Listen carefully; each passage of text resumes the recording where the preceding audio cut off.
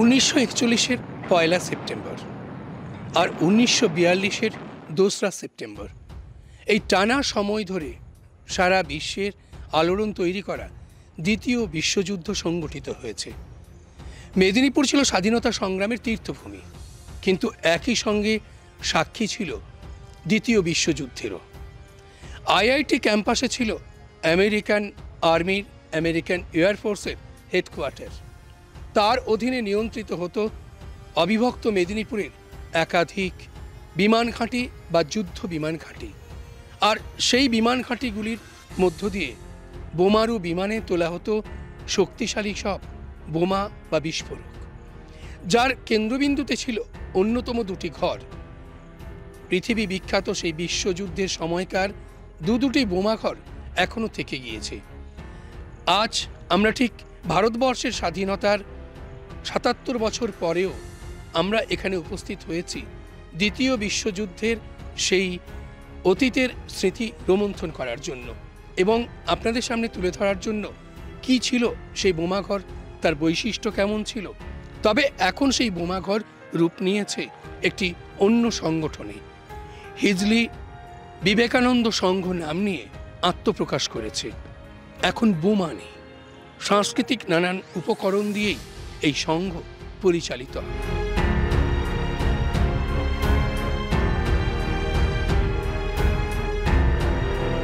এই ঘরের ইতিহাস আপনারা কতটা জানেন?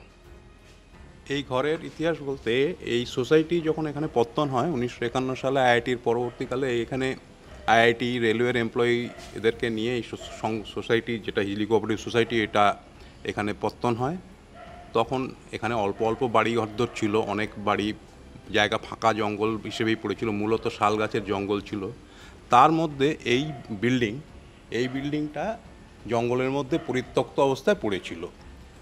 তো 1975 সাল নাগাদ এখানে যারা পাড়ার ছেলেরা যারা সমস্ত ছিল, তখন সবাই স্কুলে পড়ে, ক্লাস 7, 8 এরকম সমস্ত সব ছেলেপিলে তারা এখানে উদ্যোগ নেয় এই জঙ্গলের মধ্যে লুকিয়ে থাকা আবর্জনার মধ্যে করে থাকা এই পরিষ্কার করে এই ক্লাব ঘরটাকে ব্যবহার করা শুরু করে।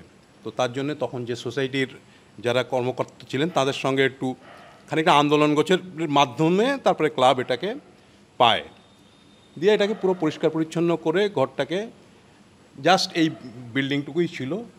তারপরে ভেতরে কিছু কিছু মডিফিকেশান করে নেওয়া হয়েছে, অল্প অল্প কিছু পার্টিশন করে যাতে জিনিসপত্র রাখার ব্যবস্থা করা হয়েছে, কিন্তু মূলত বিল্ডিংটিকে অক্ষত যেরকম ছিল সেরকমভাবেই রাখা হয়েছে। তার সঙ্গে সঙ্গে পরবর্তী সময় অ্যাডিশনাল সংযোজন হয়েছে, দুর্গাপুজো মণ্ডপ, সাইডে আমাদের মণ্ডপ এবং অন্যান্য যে সমস্ত উইংস, কিচেন এই সমস্ত স্টোর, সেগুলো আলাদাভাবে সংযোজন হয়েছে। কিন্তু মূলত এই বিল্ডিংটা যেরকম ছিল ভেতরে বাইরে প্রায় অক্ষত রাখা রয়েছে। এই বিল্ডিংটার নাম হচ্ছে বোমাঘর, অর্থাৎ দ্বিতীয় বিশ্বযুদ্ধের সময় আইআইটির ক্যাম্পাসে যেখানে বড় হ্যাঙ্গারটা রয়েছে তার পাশে ছিল আমেরিকান বায়ুসেনার বিমান ঘাঁটি। আর ঠিক এখানে এবং এখান থেকে সামান্য দূরে আরও একটি এভাবে চওড়া দেওয়ালযুক্ত, এবং এই দেওয়ালগুলোর চারদিকে ধাতব পাত দিয়ে মোড়া ছিল, বোমাঘর বলা হতো। সেই বোমাঘরে আপনাদের ক্লাব বিবেকানন্দ সংঘ, কেমন লাগে ইতিহাসের সাক্ষী হয়ে এই ঘরের সঙ্গে ক্লাব? হ্যাঁ, এগুলো আমরা শুনেছি, আমি নিজে দেখিনি। এগুলো যারা প্রাচীন পুরনো মেম্বার যারা আছেন তারা খানিকটা আরও বেশি দেখেছেন। আমরা শুনে এসেছি যে এটা বম্ব শেল্টার বলে এটা ব্যবহার করা হতো। এর দেয়ালগুলো এরকম 30-35 ইঞ্চি থিকনেসের দেয়াল, তারপরে ছাদও প্রচণ্ড পুরু, ভেতরে একটা বলে শীষে বা দস্তা এই ধরনের জিনিসের একটা লেয়ার ছাদের এবং দেয়ালে পুরো ছিল। দেয়ালেরগুলো আস্তে আস্তে অনেক জায়গাতে উঠে গেছে, কিন্তু ছাদের এখনও খানিকটা জায়গায় রয়েছে, যেগুলো বোধহয় বম্ব স্প্লিন্টার ছিটকে যাতে বাইরে না যায় বা এক্সপ্লোশনের খানিকটা শক অ্যাবজর্বিং ক্যাপাসিটি করানোর জন্য এরকম ধরনের ছিল। তো হ্যাঁ, এর তো লাগেই, একটা এরকম ধরনের ক্লাব তো আর কোথাও দেখা যাবে না। এই আমাদের এই একটি বিল্ডিং আছে, আর আইআইটির ভেতরে আরেকটা এরকম পরিত্যক্ত পুরনো বিল্ডিং ছিল একই ক্যাটেগরি, যেটা দুটো বলা হয় যে ভেতরে টানেল দিয়ে কানেক্টেড ছিল, এখন বন্ধ করা হয়ে গেছে অনেক দিন আগেই।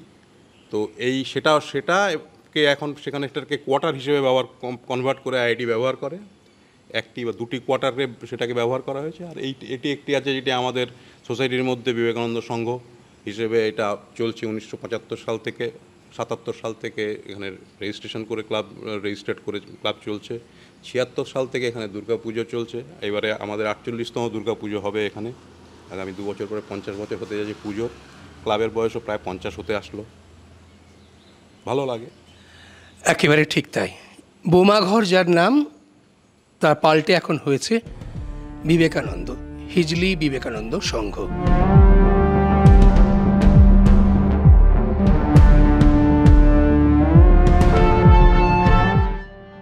যখন আজকে যে অবস্থা দেখছেন সেই অবস্থা এটা ছিল না। এটা চারিদিকে মাটির এরকম ইয়ের মতো ছিল, ডিপির মতো ছিল। উপরে ছাদটা ছিল একটুখানি, ছাদের দেখুন ফুটোগুলো দেখতে পাবেন আপনি, আর ওরকম ছিল। মানে ওইটার মাটির উপর দিয়ে আমরা উপর দিয়ে উঠে উঠে ওই জানলাটা দিয়ে দেখতাম কি আছে ভিতরে। এবং তারপরে এই দেখবেন আপনি দেওয়ালে বা ছাদে শীষের মতো আছে, সীসা যেরকম হয় সীসার সাথে আর কিছু মিলিয়ে ঘরটাকে আর কি প্রলেপ দেওয়া, হ্যাঁ একটা প্রলেপ দেওয়া হতো আর কি। যখন সূর্যের আলো পড়তো ওটা থেকে একটা আপনার একটা আলো বেরোতো আর কি, মানে একটা গ্লেজ বেরোতো আর কি। তা আমরা ওইগুলো ছিঁড়ে ছিঁড়ে নিতাম আর কি। তা আমরা সবাই মিলে ঠিক করলাম এটা যেহেতু সোসাইটির আন্ডারে আছে, তা আমরা সোসাইটিকে কিছু না বলে আমরা কয়েকজন ছেলে মিলে এই ক্লাবের ভিতর ঢুকে গেলাম। ওই জানলার ফুটো দিয়ে ঢুকে গেছি আর কি আমরা ক্লাবের ভিতর। নেমে এই দরজা ফরজা ভেঙে আর কি, কাঠের দরজা, এখন ওই দরজাটা আপনি দেখতে পাবেন না, কাঠের দরজা ছিল, একটা মোটা শাল গাছের দরজা, সব ভেঙে টেঙে আমরা ওই ভিতর থেকে প্রচুর ছাই আর কি বের করি আর কি। তা যারা সেই সময় ছাই বের করছিলাম আমরা 10-12 জন ছেলে, তাদের অনেকে চুলকানি হয়ে যায়, প্রচুর চুলকানি ফুলকানি হয়ে যায়, স্কিন ডিজিজের মতো হয়ে যায় আর কি। তারপরে সেগুলো কমানো হয়। এই করে করে আজকে যে রূপটা দেখছেন সেটা এই বর্তমান রূপ আর কি। মানে এটা একটা বৈশিষ্ট্য আমরা লক্ষ্য করেছি, এটা ঘরটা ভিতরটা ঠান্ডা, আর ঘরটা ভিতরটা ঠান্ডা। আর একটা জিনিস লক্ষ্য করেছি আমরা, যে আপনি যদি ভিতরে কথা বলেন তা বাইরে এই কথাটা আপনি ঠিক শুনতে পাবেন, আপনি বুঝতে পারবেন একটা কথা হচ্ছে, কিন্তু কী কথা হচ্ছে সেটা কিন্তু আপনি পরিষ্কার শুনতে পাবেন না আর কি। উৎপলবাবু, তার মানে কি আমেরিকান সৈন্যদল বা তাদের বিমান বাহিনী যারা 1941-এর 1 সেপ্টেম্বর থেকে 1942-এর 2 সেপ্টেম্বর পর্যন্ত লড়াই করেছিল, তারা কি খুব নিপুণভাবে এই ঘর নির্মাণ করেছিলেন, যেখানে বোমা মজুত করে রাখা হতো, শক্তিশালী বোমা, এবং এই ঘর থেকে একটি সুড়ঙ্গ ছিল আরও একটি বোমা ঘর পর্যন্ত? এরকম আপনি আরেকটা ঘর পাবেন আমাদের আইআইটির ভিতরে আর কি, যেখানে বটতলা বলে, আমাদের এখানে বটতলা কালী মন্দির ওখানে। তা আমরা অনেকে বলতো এখান দিয়ে একটা সুড়ঙ্গ আছে বুঝি, তা আমরা এই সুড়ঙ্গর ভিতর ঢুকেছি আর কি। কিন্তু ঢুকে আমরা কিন্তু কোনো দরজা টরজা কিছু খুঁজে পাইনি। আমরা অনেকে বলে দরজাটা বন্ধ করে দেওয়া হয়েছিল বা সেরকম কোনো কিছু দেখতে পাইনি। কিন্তু তলায় যে সুড়ঙ্গ আছে এবং সেখানে কি রাখা হতো সেগুলো আমরা ঠিক বলতে পারছি না। হয়তো কোনো উইপেন্স রাখা হতো বা বোমা রাখা হতো, কিছু হতো, এরকম হতে পারে আর কি। কিন্তু আমরা সেরকম কিছু পাইনি আর কি এর ভিতর। আর সুড়ঙ্গটার ভিতর আমরা ঢুকেছি, তারপরে পরবর্তীকালে ওখানে আমরা একটা আলোর ব্যবস্থা করেছি, কিন্তু সেরকম সুড়ঙ্গর কোনো হদিশ আমরা পাইনি আর কি। কিন্তু লোকমুখে শোনা আর কি যে ওখানে একটা সুড়ঙ্গ ছিল, কিন্তু আমরা কখনো পাইনি ওই সুড়ঙ্গ। এবং এইটা আপনি দেখতে পাবেন এই যে ক্লাবের পাশে যে এই যে একটা আছে, এইটা কেন আছে সেটাও ঠিক আমরা ধরতে পারছি না। যে একটা দেখবেন এরকম একটা প্রাচীরের মতো আছে, ওইদিকে একটা দিয়ে, এটা কেন করেছিল? কিসে বোমা রাখা হতো না ওরা শেল্টার নিত? মোস্ট প্রবলি আমরা দেখে মনে হচ্ছে এখানে বোমা রাখা হতো, এবং কী ধরনের বোমা রাখা হতো সেটা ঠিক বলতে পারছি না। এমন কিছু এক্সপ্লোজার রাখা হতো যেটা চট করে যাতে ভেঙে গিয়ে বা ফেটে গিয়ে এটা কোনো অসুবিধা না হয়, সেরকম জন্য হয়তো করা হয়ে থাকতে পারে আমার মনে হয় আর কি। আমরা যে আইআইটিতে কাজ করতে এলাম 1971, প্রায় সমসাময়িকভাবেই আইআইটি খড়গপুর যখন তৈরি হয়, অর্থাৎ 1951-এ, তখন থেকে কোঅপারেটিভ সোসাইটি কয়েকজনের বয়স্ক মানুষ যারা ওপার বাংলার থেকে এসেছিলেন, আশ্রয় খুঁজছিলেন, তারা এখানে পুরোটা লিজ নিয়ে তারা এখানে শুরু করলেন বসবাস। জঙ্গল ছিল, হিজলি জঙ্গল একেবারে, তার এখনও রয়েছে হিজলি ফরেস্ট। পরিষ্কার করতে করতে তারা দেখলেন এখানে এই বোম ঘরটি। তার আগেও জানা ছিল প্রায় যে দ্বিতীয় বিশ্ব মহাযুদ্ধের সময় এখানে কিছুটা আশ্রয় বা বোম তখন তো বোম খুব বেশি এত হয়নি, তো সেই সবগুলি সব সংগ্রহ করে রাখা, ব্যবহার করার জন্য। এবং আরেকটি যেটি এখন বোমঘর পড়েছে আমাদের আইআইটির ক্যাম্পাসের ভিতরে, সেইটির সঙ্গে শোনা যায় যে সুড়ঙ্গ পথে যোগাযোগ ছিল। এমনকি যে সালুয়া যে যুদ্ধের যে বেশ প্রধানত এখনও সেটি ব্যবহার হয় সালুয়াতে, সেইখান পর্যন্ত এর যোগাযোগ ছিল।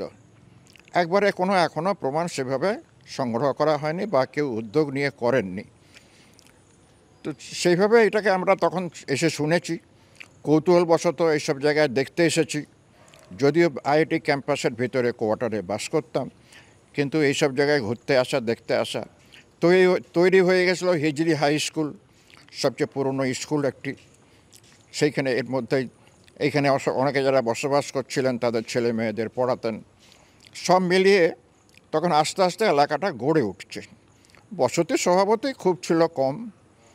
শোনা যায় যে আরেকটা ছিল ওইদিকে সালোয়া যাওয়ার পথে, এখনও অস্তিত্ব খুঁজে পাওয়া যায় না, চামুরসাই বলে। অম্বরবাবু, ঠিক এই যে ইতিহাসের সঙ্গে সংযোগ, খড়গপুর আইআইটি বলুন কিংবা হিজলি কোঅপারেটিভ সোসাইটি যেটি প্রেমবাজারে অবস্থিত, সেটাই বলুন, কেমন শিহরণ জাগায় আপনাকে? হ্যাঁ, নিঃসন্দেহে। স্বভাবতই বন্ধুবান্ধব, আত্মীয় স্বজন এলে আমরা ঘুরিয়ে পুরনো ইতিহাস ঘাঁটার চেষ্টা করি, তাদের দেখাই।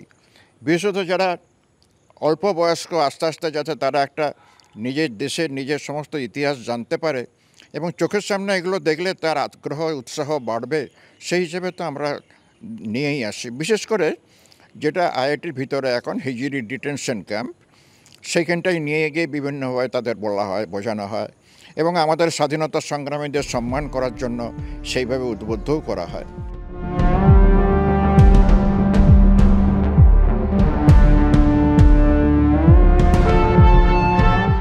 দ্বিতীয় বিশ্বযুদ্ধের স্মৃতি রোমন্থন করে আমরা ফিরে এলাম। মোটা দেওয়াল, সীসার পাত দিয়ে গোটা ঘরটাই মোড়া ছিল। ছিল একটি সুড়ঙ্গ পথ।